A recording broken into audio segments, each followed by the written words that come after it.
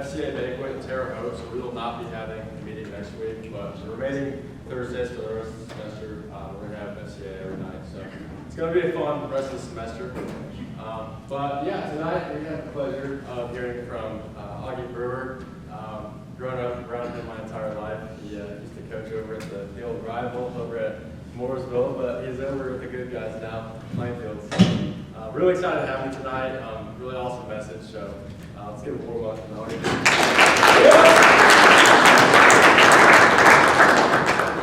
Thank you. I was thinking driving over, like, my connection with DePaul, like any connection I have. I used to teach at South Putnam, and so for 4 years. Did you go to South? There you go. So that was my first teaching job, and then we would come over to Marvin's and have the GCPs. So I was trying to. This is my daughter Olivia. I was trying to tell her about those. I don't know if anybody's into those, but for a stretch there, I would maybe was. But yeah, thanks for having me tonight, and appreciate being here. And I tried, to focus a little bit. The focus of the talk is going to be a little bit with the March Madness theme. Okay, I don't know how many of you. We're pretty into it in our house about filming our brackets and seeing who's winning. And probably why Libby came tonight, because she's winning this year. Okay, so she can brag about that. But so that'll be some theme as we go through here.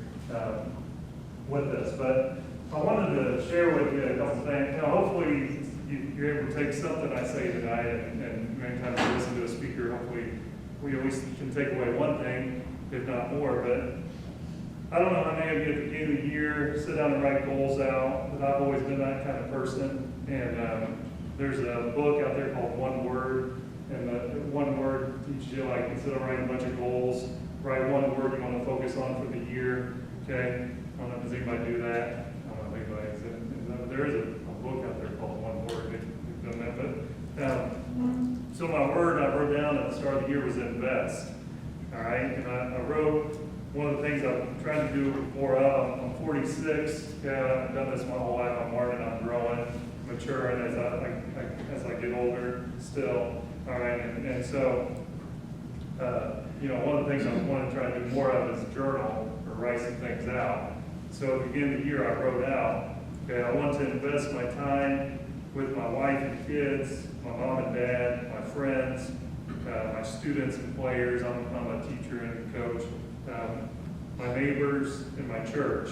And I put, don't spend your time, invest your time. And so how can I do it better? And I wrote some things out here, but one of the things is go through the doors God opens. Okay, and so I wrote that out, and I said and prayed about it, and and it's an interesting thing God does. Like, all of a sudden, He starts opening doors. Okay, and the first thing I got was a random text. Hey, would you be willing to come talk at this for a 55 and older group? And I immediately thought, well, man, this has got to open the door here. So yeah, I told the lady, yeah, and then I said, hey, I'm just curious, like, how many people would that be? And she said, oh, just 75 to 80. And I thought, God, that's not me. I don't talk in front of 75 to 80 people. But just continue to say yes when those doors open. And so when Carter reached out, I said, okay, here's another door opening, and again, chance to invest. So I want to start off and just share that with you. One of the things, I won't have to do this because you guys really already did it, the highs and lows. I really like that. But I had to put note cards out there. I put some note cards out there, like, what is the best thing that's happened to you today? I think that's what we all just shared. But that's one of the things I'm trying to do with my kids. Is on Christmas they give them a notebook, and I told them, if you write what the best thing that happens each day, at the end of the year, I'll give you $100. Now, I was trying to give them some motivation. I'd probably, if I was a high school kid, that'd be motivation to me. I'd do it probably now, just be as old as I am. But how are we doing on that? Are you still doing it? But I'm not going to ask them to do something I wouldn't do. So, I've been trying to do that each day. And I guess one of the points I want to make to you is you know, when you sit down and you write the best thing that's happened at the end of the day, or you start, you know, usually I try to do it at the end of the day, your perspective changes, okay? Because, you know, I was telling these guys last time, my basement flooded, okay? Well, golly, that's not very good. Guy in the basement, I don't know if you ever had that happen to your family or not, but it's kind of like your heart sinks, like, oh my goodness, look at all this water, well, clean up, all that. But if you can give perspective and go, man, there's a lot of other things that are worse going on. This is something that can get cleaned up, it'll be good. You know, I'm not saying that's my favorite thing that happened in the day, but I can get a perspective on it by writing down the things that have been good. And so just encouraging you, you know, if you journal, or if that's something you thought about, I think that's a good thing that you can do, okay? All right, so I have this little motto I've come up with called MOFO, all right? You see it's max out, pay out. And Libby, if you want to come up here and do the slides here. I thought I'd also just share the first slide. This is my family, okay? My wife, Beth. Olivia is a junior. Luke is a senior, or I'm sorry, senior, he's a freshman in college. Now he's to Marion University. Mallory's a freshman and Colin's a fifth grader. So that's my crew. So we're looking at Plainfield. But the max out payout, so I would say characterize myself like growing up as being someone that was all in on whatever it is I was doing. Okay? I mean, if I was going to play in the baseball league, I was going to be all in on the baseball, but you know, whatever it was. So I was trying to think of a motto that would fit that, and so the MOPO was what I came up with. All right, and so you gotta get to understand, like, if you max out, want to be more like Jesus, right? What's the payout? You're going to have a transformed life. Like your life's going to be transformed. If you max out as a college student, the payout, hopefully you're going to get a degree. Okay. Hopefully there's other things that go along with it, right? Your social time, and, you know, just what you're doing here. You know, I do want to say, like, this is really a special time. You guys getting together like this and having time where we get some togetherness, have some talk about, you know, what's going on in your life. And, you know, that's things that as you get older, you take for granted, like, man, I had that. And not that you don't as you get older, but you don't always have what you have going here. Okay, so that's really cool. You guys do this every week. If you're coaching, hopefully the max out you're coaching, your payout is to build relationships with the guys you're coaching, okay, and the coaches you coach with, okay. And then I coined this phrase called MOPO of the Day. And I'm a school teacher, and I'm always trying to connect with the kids. So I've got these cool wristbands. If you think they're cool, I don't know, but I wear them, and then I give them to the kids. And you know, I don't know if you remember when you were in high school. I teach mostly freshmen, and a lot of times freshmen, you know, there's some days I go and I'm driving home and I'll go, man, I don't think anybody likes me. Okay, because you can't get them to open up all the time, right? They're to themselves. If you remember that age. And so at the beginning of the year, I'll pass these out. I'll do a little MOPO talk, and I'll pass these out, and I'll know, you know, there is a little bit of like, oh, I did connect a little bit with it because they're wearing the wristband. Yeah, they wouldn't probably be wearing it if they didn't think it was somewhat cool, right? So, but it's also for me, because I wear them too, you know, just a good reminder each day, like, hey, what am I doing today? What's my purpose? And that's really the gist of all of this. It's like, hey, what is your purpose each day? Getting out of bed. And, you know, think about when you're in high school, how monotonous it can get. You know, you just feel like you're doing the same thing every day. And you know, how can you make it good? You know, instead of going through the motions, like, what am I doing? What's my purpose? What am I trying to get out of it? Okay. And I've done some things with this now, okay? But just to give you an idea, but you'll notice on your tables, there's a calendar. Okay, I've made 2 different calendars, and I'll just share with you. You know, I have this Tony Dungy calendar, okay? And I guess I should start by saying, you know, one of my bucket list things was to write a book. Yeah, I want to write a book. I don't know if anybody have that in the back of your head. I'm not an English major. I'm not, you know, that's not really me. If you told my English teacher I wrote a book, so he wrote a book, no. But I did over COVID times. Okay, we had all this time, I decided to write a book, all right? So I mean, you self-publish it. I wrote a book. You could get it on Amazon. And then I had these calendars, and like, what's the next thing I'm going to do with this?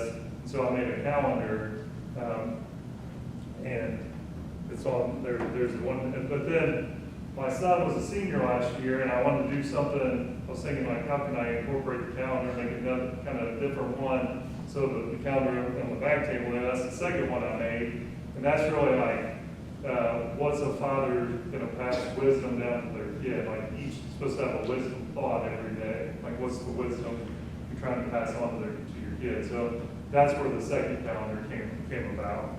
Okay. And like I said, that's the book. All right, what is local life? All right, and just to give you some background here, you know, again, FCA has been a big part of my life. I was an FCA in high school, I was an FCA in college. Okay, played basketball. That's the high school picture. That's college. When I went to Marion, and I transferred and went to Hanover, I ended up finishing at Hanover. Okay, so I thought I'd give you. I mean, I got to give you some. You know, I actually play here. Right?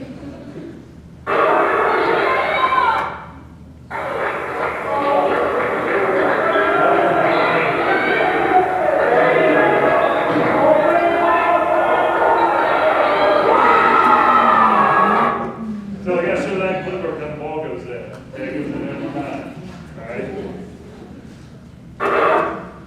All right, and then, you know, as you get older, right, your mopo got to changes because, you know, I was basketball, I was all very into basketball. Not that I'm still not, but, you know, my daughters both played basketball and they got to be a part of what they're doing. So, you know, they say in Indiana, you know, in 49 states it's just basketball, but this is Indiana, right?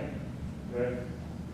All right, so keeping the one shining moment. I don't, you know, if you watch March Madness, the one shining moment, it always makes the hair stick up on the back of your, at least for me, but, you know, you gotta stay up late to watch if you watch final game, it's the last thing to do. But I wanted to kind of theme the talk tonight as, what are the one shining moments in your life? You know, what are the things that it is for you? And, you know, I just wrote things up here for me, walking with Jesus, marrying my best friend, you know, I love the sectional championship in high school, and I can't say that for my wife, I wouldn't, but that was a special moment for me, all right? Having kids, all right? What's your first job, what that was like, all right? And so I thought I would play, I'm not going to play all of the one shining moment tune, but I wanted to play a little bit of it for you. This was last year.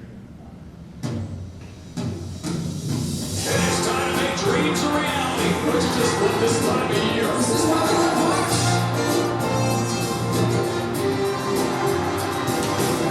March Madness Magic. What an atmosphere we have here. Such a fantastic time of year. You guys ready to dance? The ball is tipped, and there you are. You're running for your life. You're a shooting star, and all the years, no one knows just how hard you worked. But now it shows. One shining moment, it's all on the line. One shining moment. All right, let's go play. You know? All right, so I don't know if you're aware of this, but, you know, who's going to win the March Madness? I thought, you know, just in your head, or, you know, think in the women, you have Texas and South Carolina, UConn, UCLA. Obviously, the men, you have Duke, Houston, Florida, and Auburn. Okay, I don't know if we have anybody have a favorite in this? Yeah, Florida. Okay. All right, so, you know, throughout in the NCAA tournament, there's lots of different moments in March Madness, and one of the things I did is kind of go back and think about, like, how that play out in Indiana. Like, what are some ways Indiana has played out with the one shining moment? So, trying to put together a few things here for you to see. First one was, I don't know if you remember, if anybody remember this, but Homer Brewer was the coach, and they were down by 2, and he hits a 3, and they'll show all this and talk about it. So.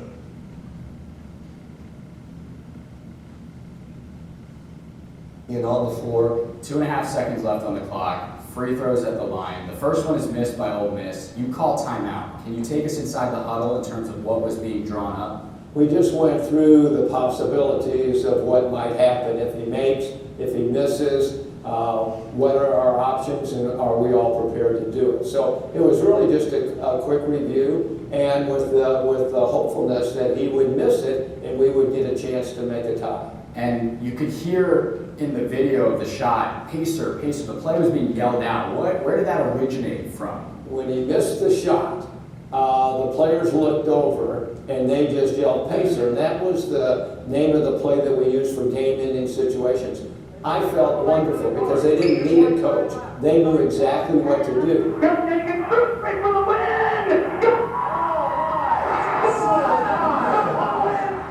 And Bryce, 25 years later, every time March Madness rolls around, you're still hearing about the shot. How does it feel to still be brought up in terms of one of the greatest moments in March Madness history?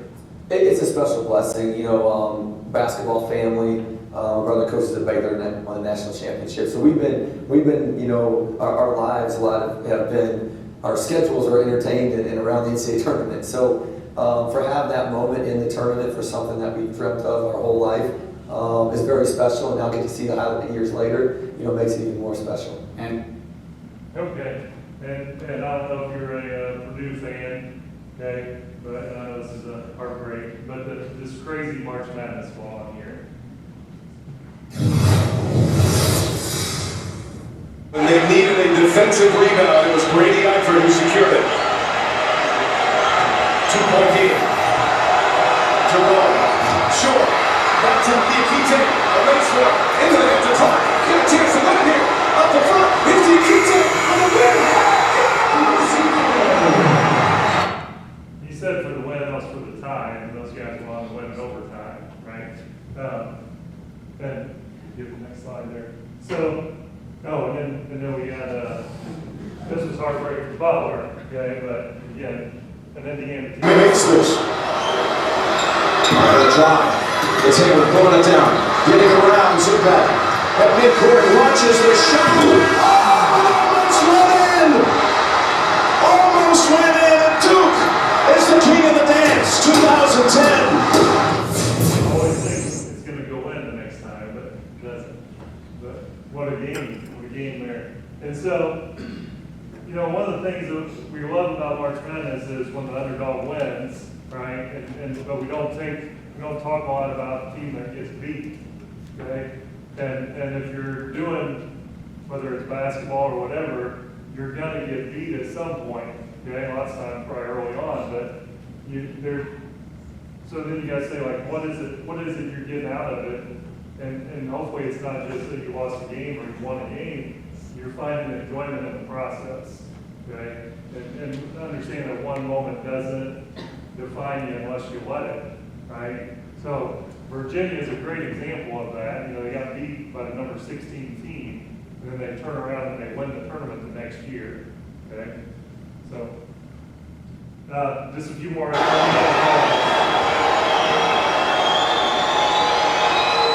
He shot. Indiana can win. And he decided to put Douglas on Alfred. And they go hand in hand.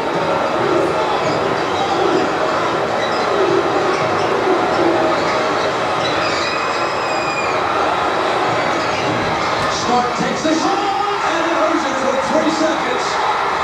Go ahead. Nobody stopped the clock. So Indiana wins that one, right? I always wondered, I mean, there's just 4 seconds when he made the shot, and no one's calling time. I never wondered why Syracuse had been just thought, well, that's the game with what, but, all right. And then, you can't do watch March Madness without seeing this shot. Quick timeout so they can get in better shooting range. There's the pass to Later. Puts it up.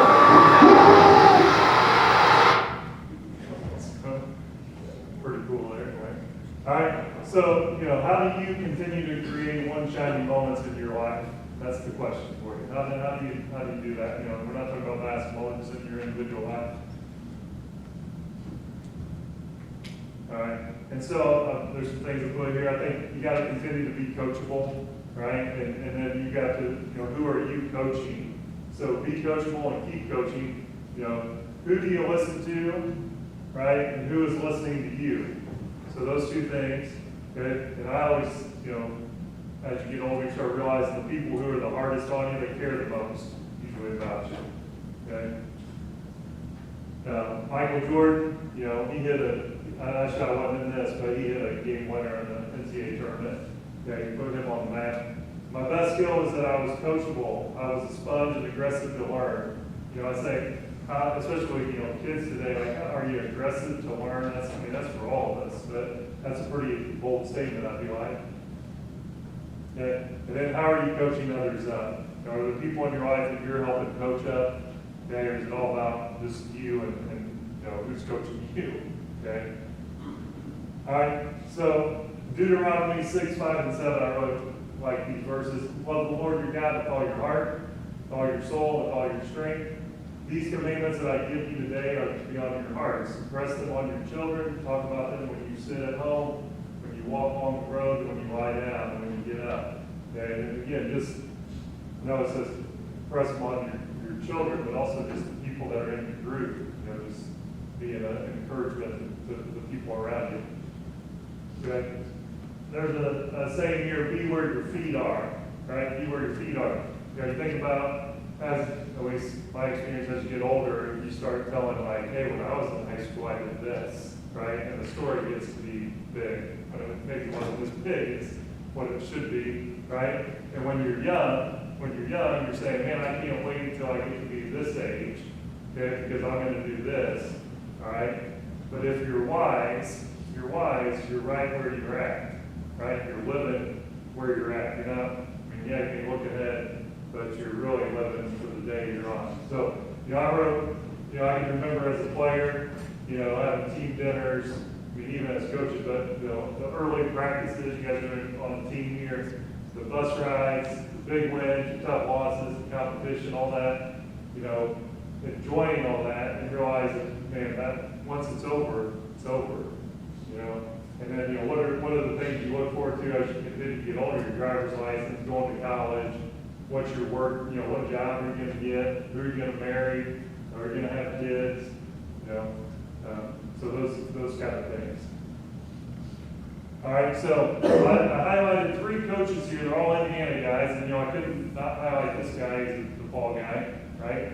But you're maybe, I don't know if you like to hear too much about him, I don't know, but I want you to think about as you watch these 3 segments, which coach do you relate to the best? Okay. I grew up in Zionsville, Indiana, which is about 15, 20 minutes north of Indianapolis. And I grew up it was pretty much all sports, but basketball was a big, huge fabric of life. When I was a kid, I'd go to Eagle Fieldhouse to watch high school basketball games, and it was packed, and you could only stand at the top. Having a chance to work in the state in basketball was a culmination of just being a kid that grew up loving it.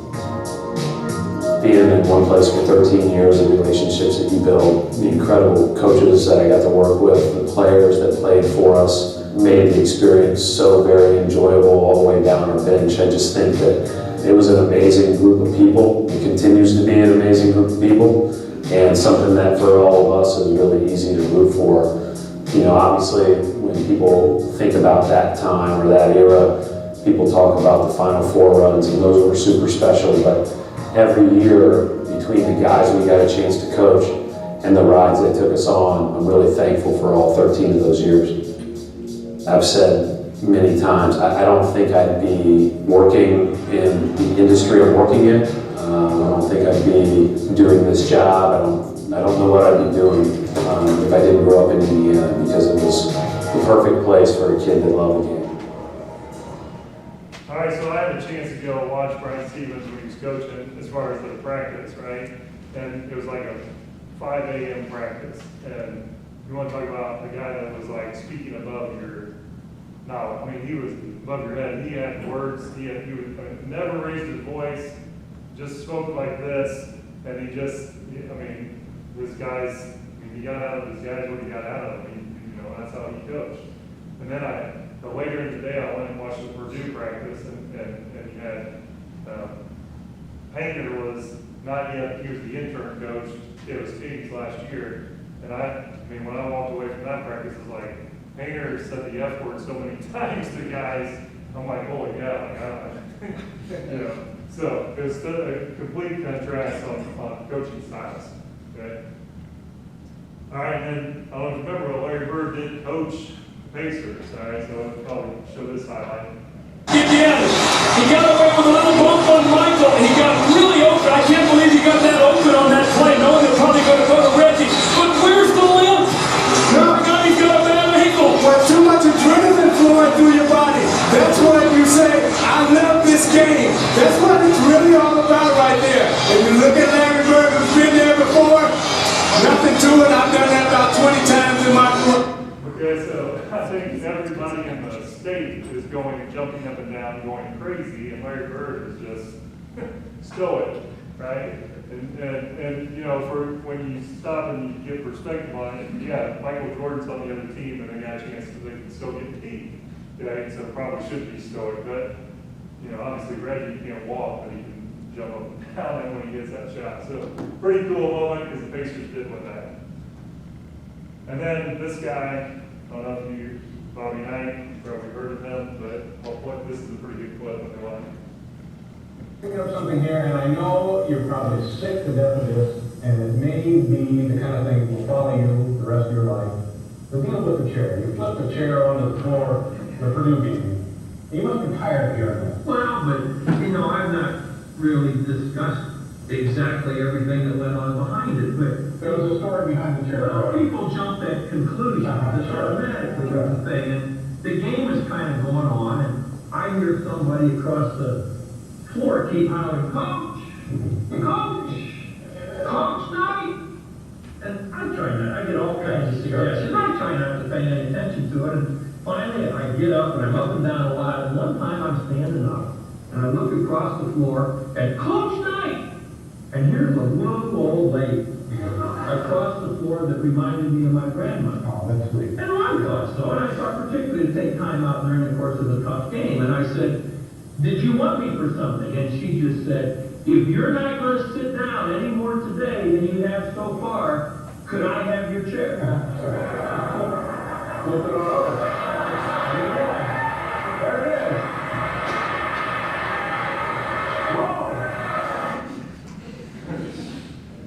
So I don't condone that kind of behavior, but that's Bobby Knight, right? All right, and so you say, which coach do you relate to the most?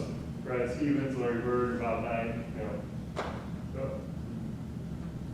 All right, so there's some pointy phrases I feel like when you coach basketball that are out there, and one of them is defense wins championships. And you know, I'm just using that as like to give your one shiny moment, you know, your defense is going to win you championships in life, all right?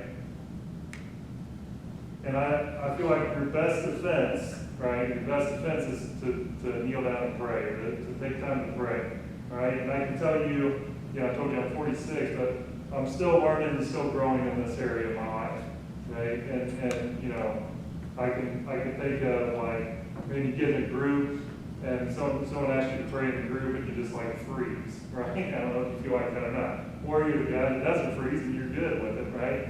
Or, you know, you're just so used to just having your own individual time to pray. I've been doing a lot of prayer walks where I meet with guys and we just walk and pray. You know, we kind of talk about life and then we spend some time praying while we're walking, okay? Thank God forgives that my eyes are open when I do that. Okay, but no, the next thing, so Mark 11:24. Therefore I tell you, whatever you ask for in prayer, believe that you have received it, and it will be yours. Let the Lord fight your battles. He hasn't lost one yet. Okay? And we don't grow when things are easy. We grow when we face challenges. And I was speaking of the Virginia team that lost to the 16th seed and then turned around and won the next year. And so this is Coach Bennett talking about that. We lost a basketball game. and it was a big one and it was historic, but people go through so much harder stuff, and I said, let's keep it in perspective, but I knew it was going to be important because that's, the way social media is and just how your mind can play tricks on you. I knew it was going to be pivotal, and that's why everything was pretty darn intentional about how we would come together, and it did. It made us better, it made our players work harder, it made them get more or become more united as a staff and a team. We have a pillar called thankfulness, and of course it's thankful for the great things that happen in your life, but can you be thankful for what adversity teaches you? Because in that is absolutely the greatest lessons, as hard as they are, and that's why I kind of use the term a painful gift is what was dealt to us. I think has drawn closer to things beyond basketball that is going to carry on far beyond this game.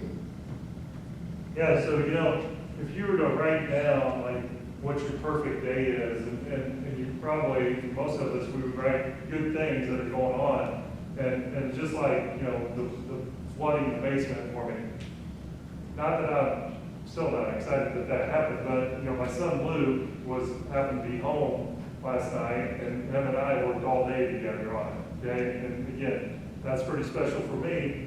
I like to think it's special for him too, but just have an opportunity to do that, we wouldn't have done that if the basement wasn't flooded, So defensive goals here, right? Praying fast for your family, or praying fast for whatever, situation you're going in.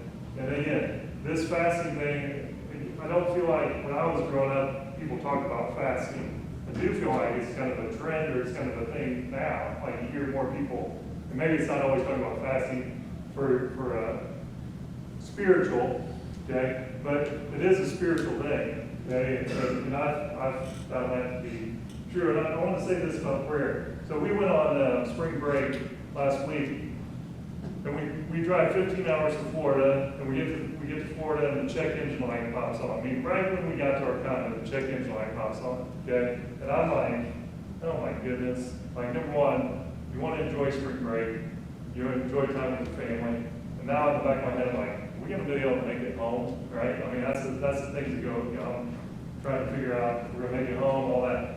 So, I'm like, hey, you need to stop and pray. Okay, so the next morning I spent some time in prayer, and lo and behold, I get in the car, turn it on, and the check engine light's off. Okay, again, turned off.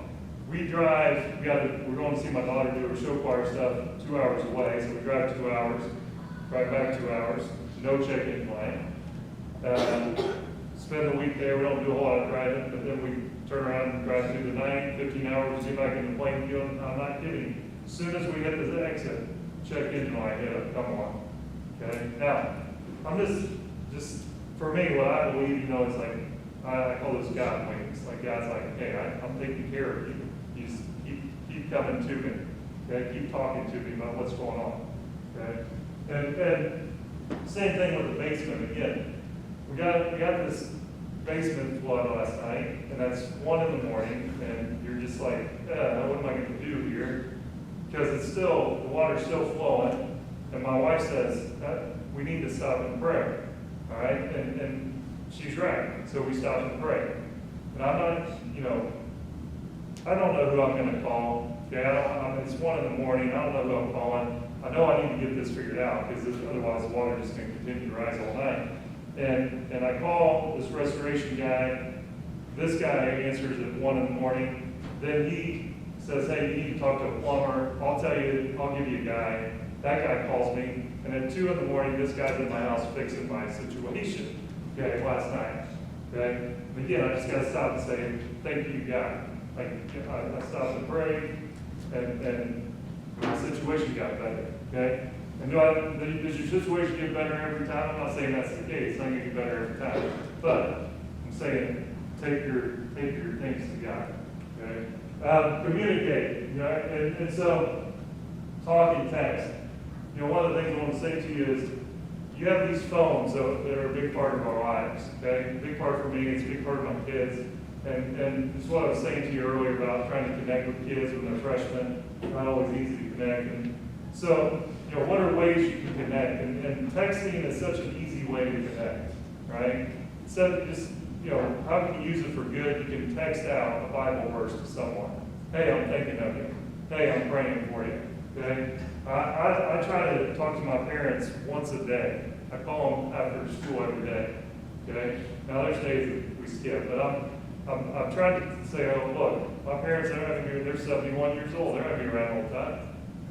Why don't you make an effort to call them, okay? And you know, I didn't do that when I was your age, okay? I wasn't calling them every day in college, but in this point in my life, I have been. So again, just another example for you, okay? And then rebound, so, you know, having scripture in your heart, okay? And I really like Proverbs 3, 5, and 6. Trust in the Lord with all your heart, and lean not on your own understanding. In all your ways submit to Him, and He will make your path straight. That's a good verse, okay? And then there's another saying called offense sells the tickets, right? Because that's what you want when you guys are fan. You want to go to the games, and you want to watch offense, okay? And then these NCAA tournaments, when they're playing defense, you're kind of like, come on, let's play score, okay? So here's some things offensively you can do, all right? So I have up here, shoot with confidence. So serve, you know, in what areas of your life are you serving, all right? And that's going to be, you know, I always think, you know, Jesus, right before He went to the cross, what did He do? He washed the disciples' feet, right? I think about that, like, man, that's what He was thinking about before He had to go do what He had to do, okay? Attack, show up and go to work, right? Lots of us, you know, there's nobody watching you when you're doing your work, all right? Just like these NCAA tournaments. We haven't seen these teams practice all year, right? But we get to see the finished product, all right? And so don't take for granted your times of going to work and showing up and doing what you're doing, all right? Compete, so use your skills, right? Whatever God's blessed you with, your gifts and your talents, use them, right? And then listen, right? Be a good listener. We so often want to talk. We want to be the first ones, you know, stop and be a good listener, all right? So Martin Luther King, he says, life's most persistent and urgent question is, what are you doing for others? It's a good quote. Okay, 1 Peter 4:10, each of you should use whatever gift you have received to serve others as faithful stewards of God's grace in its various forms. All right, so I had to show this clip too because it's Hoosiers and we're talking about basketball, right? But keep in mind in this clip, the coach thinks he knows what they should do, but he ends up being a pretty good listener here. Okay? All right, listen up, listen up. Here's what we're going to do. Jimmy, they're going to be expecting you to take the last shot. We're going to use you as a decoy. Buddy, you get the ball, and then we're on the picket fence. He's going to take the last shot. All right, let's go. What's the matter with you guys? What's the matter with you?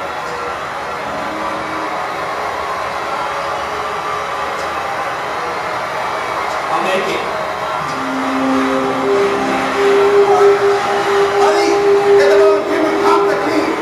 Let's make it stretch the floor. Let's go. Give it to Jimmy, get out of the way. Okay? That's pretty good. That's good coaching, right? All right, give it to your best player. All right, and I think you also, in your one-shot moments, you got to be a great teammate. You know, I try to say this to our guys. I'm saying, like, if you have a desire to get married one day, you're always going to be a teammate, okay? And then whether it's your wife or your husband, right? What characteristics make up a great teammate? All right, I'll put up here, you know your role, bring energy, touches, encouragement, serving one another, care about the guy next to you. Both of you want to win, and sometimes you lose sight of that sometimes when you're in conflict. You know, you're both in it to win it together, okay? Trying to build togetherness. All right? Two are better than one because they have a good return for their labor. If either of them falls down, one can help the other out. All right, and then the last kind of thought here is, what do you want the people on your path to remember you by? Right? What's your life legacy? You know, and I don't think you're too young to think about things like this. You know, what is it? Your character, your heart for Jesus. You know, what are people gonna think when they see you? Right? your love for family, your honesty, fruits of the Spirit.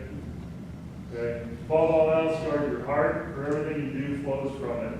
Yeah, I heard this the other day. I thought it was really good. You know, lots of times I read this verse, you know, I'm thinking about guarding myself from, you know, looking at images online or cussing or, you know, guarding your lips or, you know, whatever that is for you.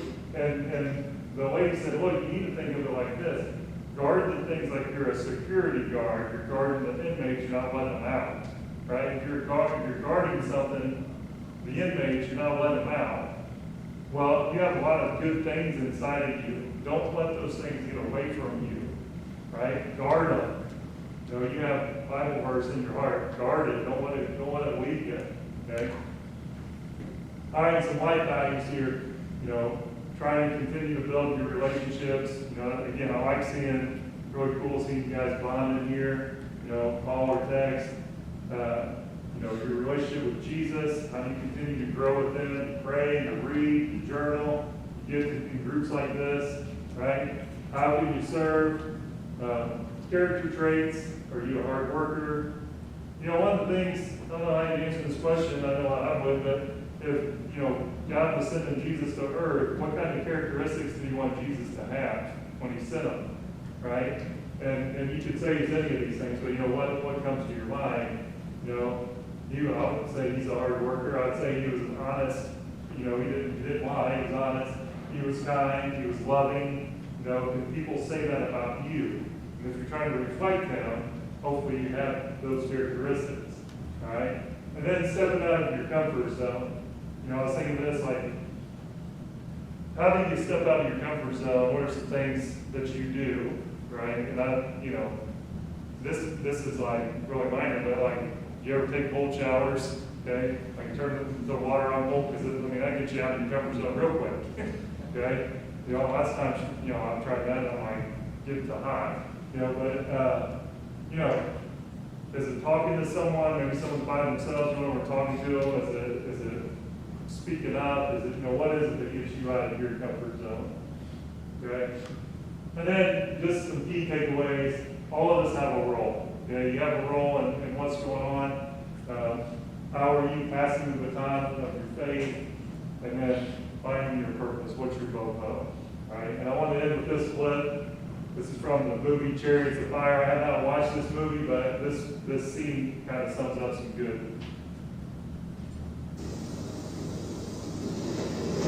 I believe that God made me for a purpose.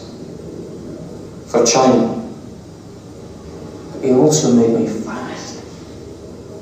And when I run, I feel His pleasure. To give it up would be to hold Him in contempt. You were right. It's not just fun.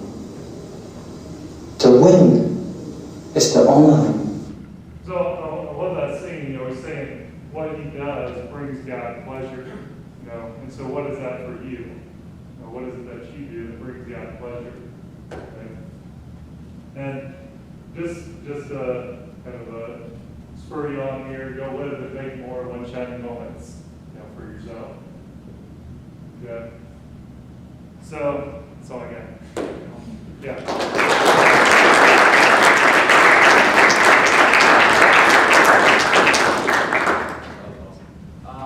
Before we close up tonight, I kind of want to do something different. We still have all the cards and all the hints, so I would love to kind of break into our groups, write out prayer requests, but I think it's really nice when we pray with each other in our groups. So group up with everybody, and I would love to just write down things, talk to each other, and let us pray over each other in our groups. So, yeah.